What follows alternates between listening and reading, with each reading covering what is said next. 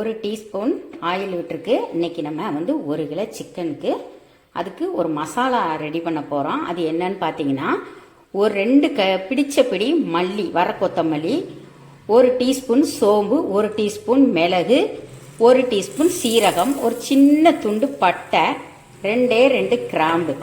அதாவது மல்லியை வந்து இப்படி பிடிச்ச மாதிரி எடுங்க. அப்படி எடுக்கலைன்னா இப்படி எடுத்தீங்கன்னா ஒரு கை நல்லா எடுக்கணும். இப்போ இதெல்லாம் நல்லா வறுத்துக்கலாம். தீயை நல்லா சிம்மில் வச்சு வறுக்கணும். ஃபுல்லாக வச்சிங்கன்னா கரிஞ்சு போயிடுச்சுன்னா டேஸ்ட்டே மாறிடும். அதனால் நல்லா தீயை சிம்மில் வச்சு வறுத்துக்கோங்க. மிளகாய் வந்து ஒரு 10 மிளகாய் உங்கள் காரத்துக்கு ஏற்ற மாதிரி போட்டுக்கோங்க. எதையுமே கருக விட்டுறக்கூடாது. நல்லா சிம்மில் வச்சு நல்லா வறுத்து எடுத்துக்கோங்க. நல்லா வறுபட்டுருச்சு. இதை இப்போ தனியாக எடுத்து வச்சிடலாம். ஆறட்டும். ஆறுனதுக்கப்புறம் இதை நம்ம அரைச்சிக்கலாம். இப்போ ஒரு மண்சட்டி அடுப்பில் வச்சுருங்க. வச்சுட்டு நல்லா ஒரு அரை குழிக்கரண்டி நல்லெண்ணெய் விட்டுருங்க. சிக்கன் வந்து சூடு, அதனால் நல்லெண்ணெய் சேர்த்துக்கோங்க. இப்போ எண்ணெய் காயட்டும். எண்ணெய் வந்து புகை வர்ற அளவுக்கு காய வைக்கக்கூடாது, அது உடம்புக்கு ரொம்ப கெடுதி. எண்ணெய் லைட்டாக காஞ்சோம்னா தாளிக்கிற பொருளை போட்டுக்கலாம். இப்போ எண்ணெய் காஞ்சிருச்சு. ஒரு துண்டு பட்டை, ஒரு கிராம்பு, ஒரு அரை டீஸ்பூன் சோம்பு பொரியட்டும். இப்போ நல்லா பொரிஞ்சிருச்சு. இப்போ 200 கிராம் சின்ன வெங்காயம் நீல வாக்கில் பொடியாக கட் பண்ணி வச்சுருக்கேன். அதையும் ஒரு வதக்கு நல்லா வதக்கிடலாம். நல்லா கலர் மாறி வரட்டும். இப்போ வெங்காயம் நல்லா வதங்கிருச்சு. இப்போ நல்லா 1 டேபிள் ஸ்பூன் கோவரமாக இஞ்சி பூண்டு விழுது போட்டுக்கோங்க. போட்டு அதுவும் ஒரு செகண்டு நல்லா வதக்கி விட்டுருங்க. இஞ்சி பூண்டு வதக்கியாச்சு. இப்போ 1 கிலோ சிக்கன் எடுத்து போட்டுடலாம். இதில் ஒரு அரை டீஸ்பூன் மஞ்சத்தூள் போட்டுக்கோங்க. மஞ்சத்தூள் போட்டுக்கலாம். போட்டுட்டு இதை நல்லா ஒரு செகண்டு நல்லா அந்த சிக்கனு, இஞ்சி பூண்டு, மஞ்சத்தூள் 3 சேர்ந்து நல்லா வதக்கி விடுங்க.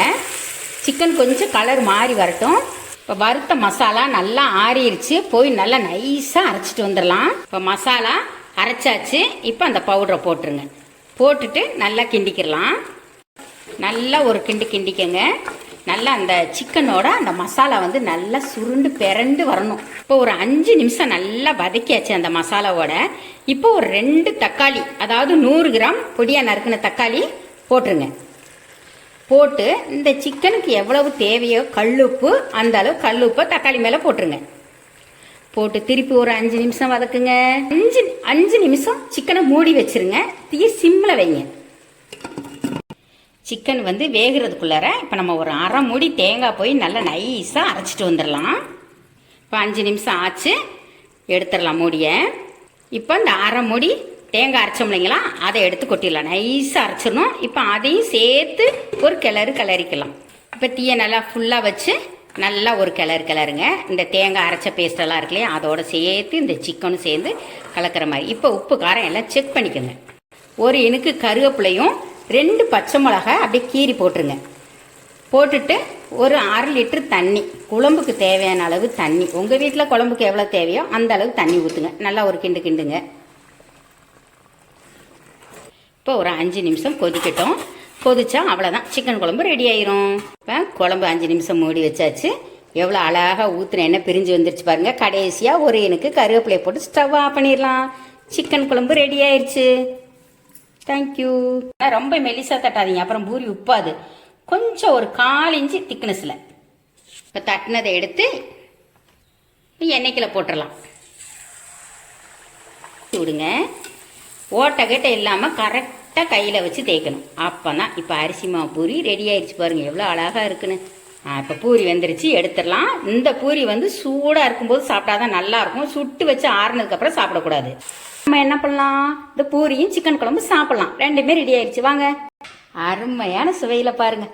பார்த்தோன்னே உங்களுக்கு எச்சி ஊருமே. இதே மாதிரி நீங்களும் கண்டிப்பாக ட்ரை பண்ணுங்கள். சூப்பராக இருக்கும். சாப்பிட்டு அதுக்கப்புறம் நீங்களே சொல்லுவீங்க இந்த சிக்கன் குழம்பும் அரிசி பூரியும் எப்படி இருந்துச்சு என்னன்னு எனக்கு கமெண்ட்ஸில் எழுதுங்க. நம்ம சேனலை புதுசாக பார்க்குறவங்க சப்ஸ்கிரைப் பண்ணி வச்சுக்கோங்க. பக்கத்தில் ஒரு பெல் பட்டன் இருக்கும், அதையும் கிளிக் பண்ணி வச்சுக்கோங்க. தேங்க்யூ.